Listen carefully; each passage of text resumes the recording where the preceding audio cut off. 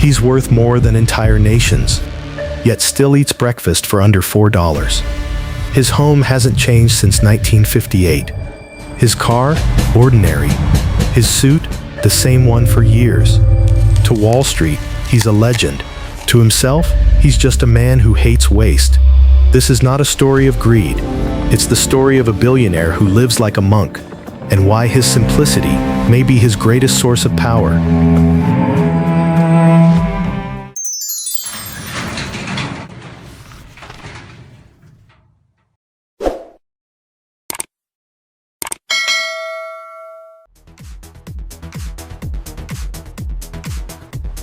In a world that worships luxury, Warren Buffett remains a paradox. The man who could buy anything chooses almost nothing.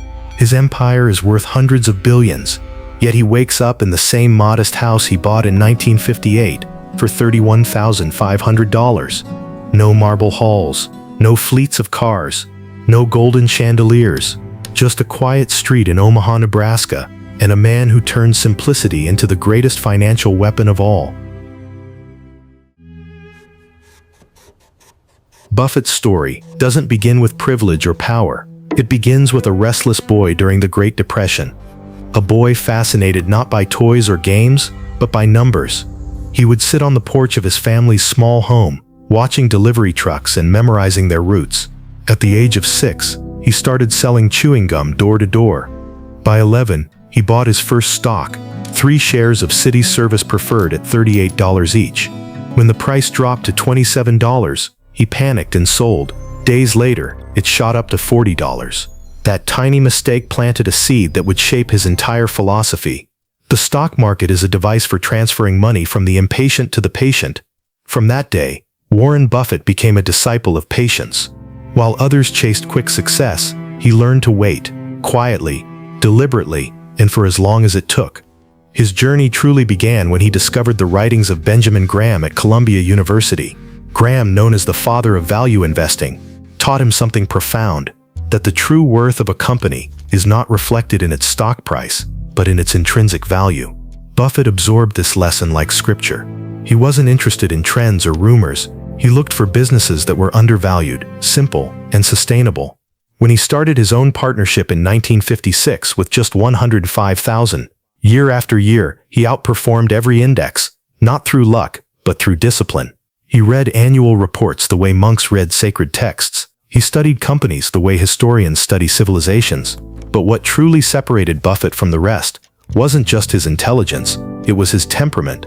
In an age driven by greed, he mastered the art of restraint. He didn't buy to impress, he bought to endure. In 1962, Buffett began buying shares of a failing textile company called Berkshire Hathaway. It was old, inefficient, and struggling, hardly a glamorous investment.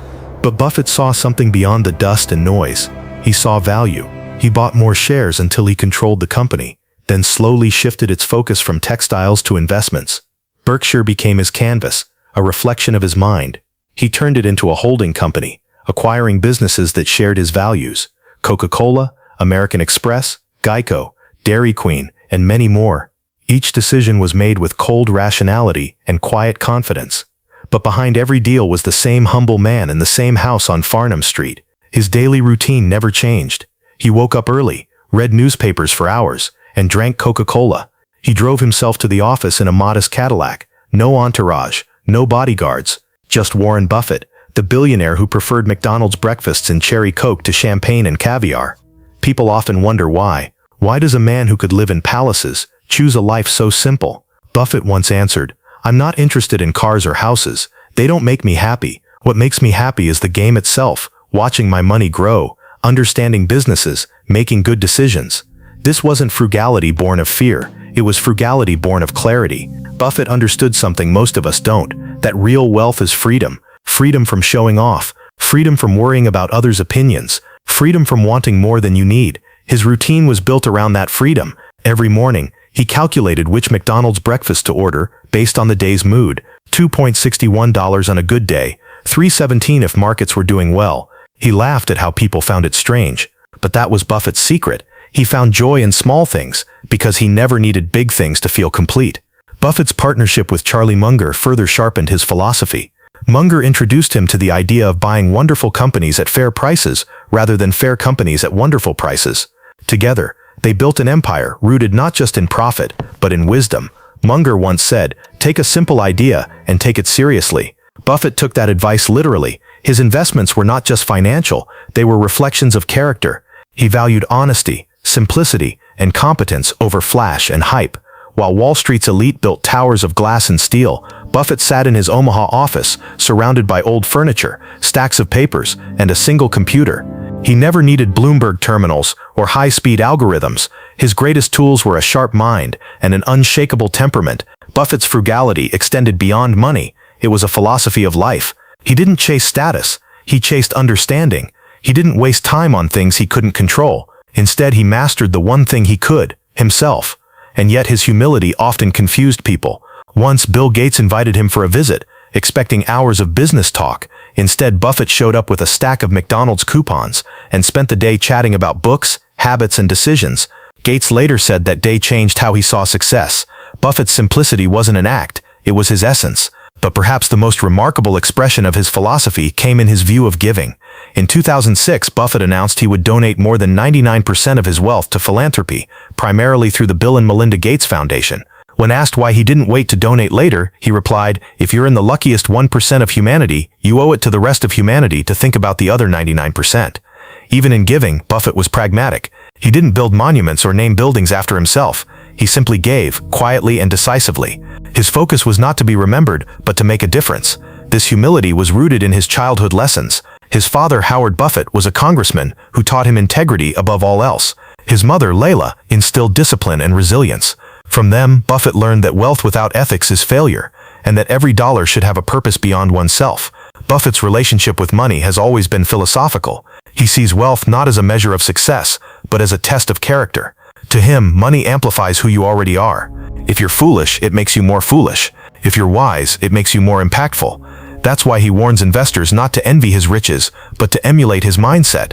Buffett never chases trends, never panics during crashes, never acts on impulse. In 2008, when the world was collapsing, he didn't sell, he bought. "Be fearful when others are greedy," he said, "and greedy when others are fearful." He sees the market as a living story, irrational, emotional, unpredictable, but ultimately governed by patience and truth.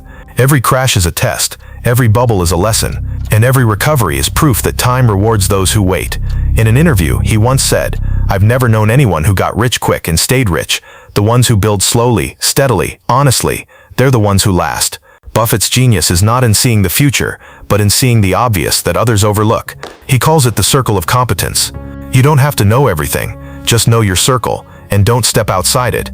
That single rule has protected him for over 70 years. But even the Oracle of Omaha is mortal. At 94, Buffett still works every day, still reads for hours, still writes letters to shareholders filled with wit and wisdom. When asked why he never retires, he smiles and says, "I tap dance to work." It's not the money that drives him, it's the joy of learning, the thrill of discovery, the art of seeing things clearly when others don't. He lives each day as a student, not a master. Buffett's life is proof that the simplest philosophies are often the most profound. Spend less than you earn. Invest in what you understand. Be patient. Stay humble. Give back. He built one of the greatest fortunes in history, not by chasing excess, but by mastering restraint. In a world obsessed with showing off, Buffett showed the power of holding back. His story is not about greed, it's about grace. Not about wealth, but wisdom. He reminds us that true success is not about how much you have, but how little you need. And perhaps that's why his life continues to fascinate millions. Because Buffett is not just a billionaire, he's a mirror. He shows us what's possible when intelligence meets humility, when wealth serves purpose, and when simplicity becomes strength. He once said, "The difference between successful people and really successful people say no to almost everything." Buffett's no built empires, his patience built legacies, and his humility built something rarer than fortune, peace. As the world keeps spinning faster, as fortunes rise and fall like tides, one quiet man in Omaha still reminds us that wealth isn't measured by how much you spend, but by how much you understand. Because in the end, the richest man in the world may not be the one with the most money, but the one who needs the least. You've been watching Wealth Untold, where fortune isn't loud and wisdom speaks softly. Until next time, remember, sometimes the greatest luxury is simplicity itself.